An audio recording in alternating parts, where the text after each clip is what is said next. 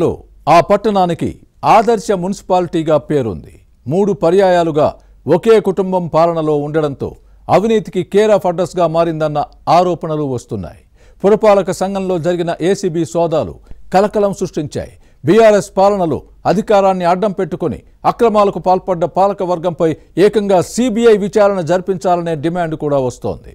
కొన్ని నెలల్లో ప్రస్తుత పాలకవర్గ గడువు ముగియనున్న సమయంలో అధికార విపక్ష కౌన్సిలర్ల మధ్య ఈ అంశంపై సవాళ్ల పర్వం కొనసాగుతోంది. ఇంతకీ ఏ మున్సిపాలిటీలో ఇదంతా జరుగుతోంది? అక్కడ జరుగుతున్న వ్యవహారాలేంటి? పాలక వర్గానికి అండగా ఉన్నదెవరు? వారిది ఏ పార్టీ? Was this inside story?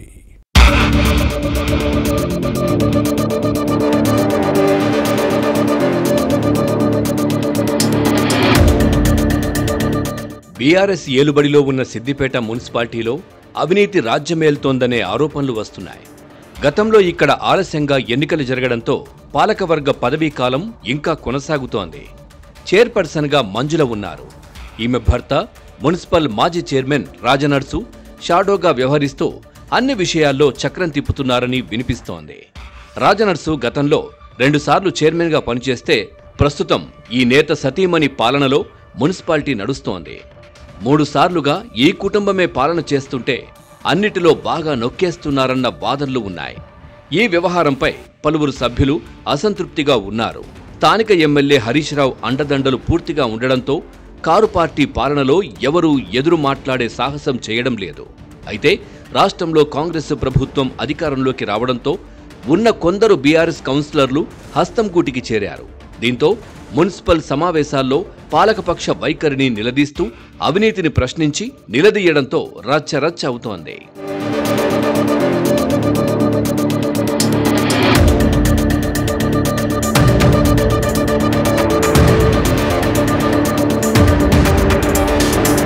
BRS పాలనలో అధికారాన్ని అడ్డం పెట్టుకుని పాలకవర్గం సాగించిన అవినీతిపై విచారణ జరిపిద్దామనే డిమాండ్ వస్తోంది. కాంట్రాక్టుల్లో కమిషన్లు దండుకున్నారనే ఆరోపణలు వస్తున్నాయి. చేసిన పనుల్లో నాణ్యత లోపించడంతో పాడైపోతున్నాయి. రోడ్లు, డ్రైనేజీ డొల్లగా మారాయి. ఇక మున్సిపల్ కమిషనర్ కూడా చైర్పర్సన్ ఫ్యామిలీ చెప్పినట్లే నడుస్తున్నారన్న విమర్శలు ఉన్నాయి. కాంగ్రెస్, బీజేపీ సభ్యుల వార్డుల్లో పనులు చేయకుండా ఏకపక్షంగా వ్యవహరిస్తున్నారన్న ఆరోపణలు వెల్లువెత్తుతున్నాయి. బీఆర్ఎస్ నుంచి హస్తం పార్టీలో చేరిన కౌన్సిలర్లు ఉన్న కాలనీల్లో పనులు కేటాయింపుల్లోనూ ఇదే జరుగుతోంది.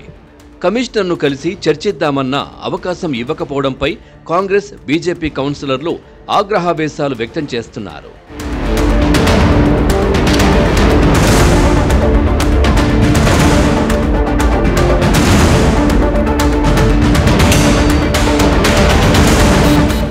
ఇక పట్టణ ప్రణాళిక, పారిశుద్ధ్యం, మిషన్ భగీరథ, గ్రీన్ సిద్దిపేట, భూగర్భ మురుగునీటి పారుదల వ్యవస్థ వంటి పనుల్లో నిధుల దుర్వినియోగం జరిగిందనే ఆరోపణలున్నాయి. ఇంజనీరింగ్ విభాగం, కోమటి చెరువు అభివృద్ధి, సుందరీకరణ పనుల్లో అవినీతి జరిగిందన్న ఫిర్యాదులు లేకపోలేదు. బీఆర్ఎస్ అధికారంలో ఉన్నప్పుడు ఇప్పుడు తెలంగాణ ఉత్సవాల నిర్వహణలో పెద్ద ఎత్తున నిధులు మింగేశారని చెబుతున్నారు.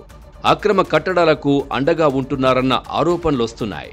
వీటిలో కొన్ని అంశాలపై స్వయంగా పాలకపక్షంలోని కొందరు కౌన్సిలర్లు ఫిర్యాదులు చేయడంతో వ్యవహారం ఏసీబీ సోదాల వరకు వెళ్లింది. సిద్దిపేట మున్సిపాలిటీని బీఆర్ఎస్ పార్టీ కార్యాలయంగా మార్చి ఇష్టారీతిన వ్యవహరిస్తున్నారని ఆరోపిస్తూ చర్యల కోసం అప్పట్లో కలెక్టర్కు ఫిర్యాదు చేశారు విపక్ష సభ్యులు. మొత్తంగా సిద్దిపేట మున్సిపాలిటీలో 2014 నుంచి ఇప్పటి వరకు అన్ని విభాగాల్లో జరిగిన లావాదేవీలపై విచారణకు కమిటీ వేయాలన్న డిమాండ్ వస్తోంది. అవసరమైతే సీబీఐ విచారణ జరిపించాలని ప్రభుత్వాన్ని కోరుతామని మున్సిపాలిటీలో విపక్షంగా ఉన్న కాంగ్రెస్తో పాటు అధికార బీఆర్ఎస్ సభ్యులు చెబుతున్నారంటే పరిస్థితి ఎలా ఉందో అర్థం చేసుకోవచ్చు. అప్పుడు అవినీతి డొంక కదిలితే చైర్పర్సన్ మంజుల ఫ్యామిలీ బాగోతం బయటపడుతుందని భావిస్తున్నారు.